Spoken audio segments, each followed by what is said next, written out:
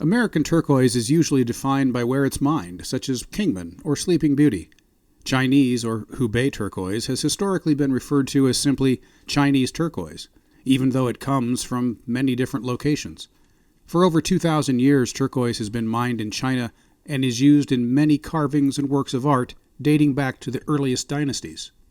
Hubei turquoise spans the range of the color spectrum from deep greens to dark blues and even yellow. But the best of the bunch and the most sought after by collectors is dark blue with intricate spider webbing. Here's Ricky to talk more about the exquisite Hubei turquoise from Dakota Stones.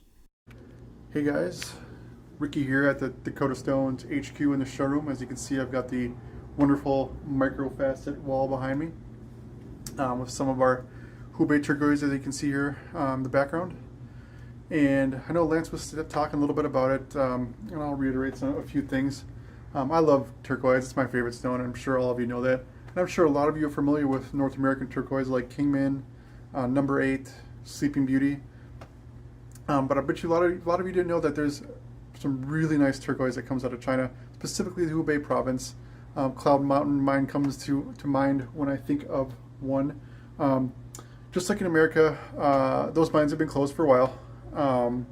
So of course the price of Chinese turquoise has gone up for a while. And for a few years, recently, you didn't really see much of it on the market. Recently, there's been some old stock that's kind of come back out, and we've been able to cut some really pretty shapes out of it, which I'll show you here in a second. I'd like to talk a little bit about the difference between North American and Hubei province turquoise. As you know, or as Lance was saying, that Hubei turquoise comes in a pretty wide gamut of colors, greens, blues, like the American turquoise, but it also has really cool browns and oranges and reds, which you don't get with the North American turquoise really, which I'll show you in some of our banded strands, which we show all the color spectrum of Hubei turquoise. It's really cool. Now, one thing to know about Hubei turquoise or Chinese turquoise, kind of got a bad rap 20, 30 years ago. China did kind of flood the market with resin-filled, dyed chalk turquoise, and kind of ran the market with that and gave Chinese turquoise a bad name. But if you look at it now and you are asking about Chinese turquoise and specifically Hubei turquoise, it's really pretty, really cool stuff. It really gives North American turquoise a run for its money. Let me give you a closer look. All right, I'd also like to show you the new banded strands. I know we've talked about some of these before.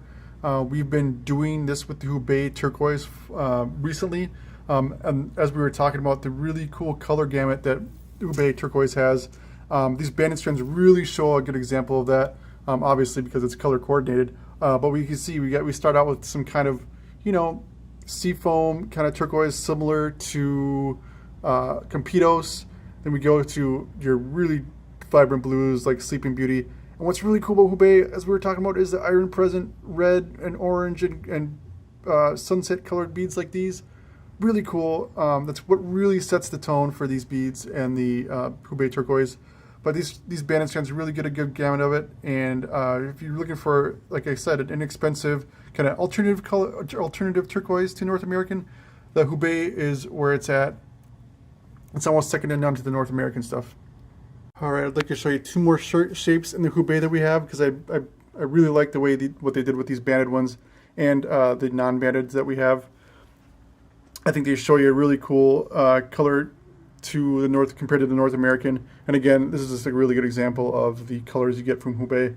These are 2mm cubes, faceted, a pretty new shape. We've been doing a lot of these new shapes with the Hubei turquoise. Ooh, these ones even got the dark browns, which you haven't seen yet. Oh man, there's just so many colors that come out of these. If you love turquoise as much as I do, you should get your hands on some of these strands. I'm really digging them lately. I'm sure you will too. Check them out, please. All right, everybody. Thanks for tuning in. Thank you for letting me talk about my favorite things in the world, turquoise. I really like Chinese Hubei turquoise. I think it's pretty fabulous just for the colors it comes in. It's inexpensive compared to North American turquoise, so you can get some really cool stuff for the fraction of the price. And that's not to say that North American turquoise isn't worth it. It is all worth it. But it doesn't have the browns and cool sunset tones that this does. So give it a chance, check it out. If you have any questions, please feel free to email me at ricky@dakotastones.com. please check out these and all the crazy wild new stuff we got coming in. We have got a ton of new stuff coming in. So check it out on dakotastones.com. If you want to set up a Zoom call and see some of this club stuff up close and personal, we can always do that too. Thanks for tuning in, everybody. We'll see you next time.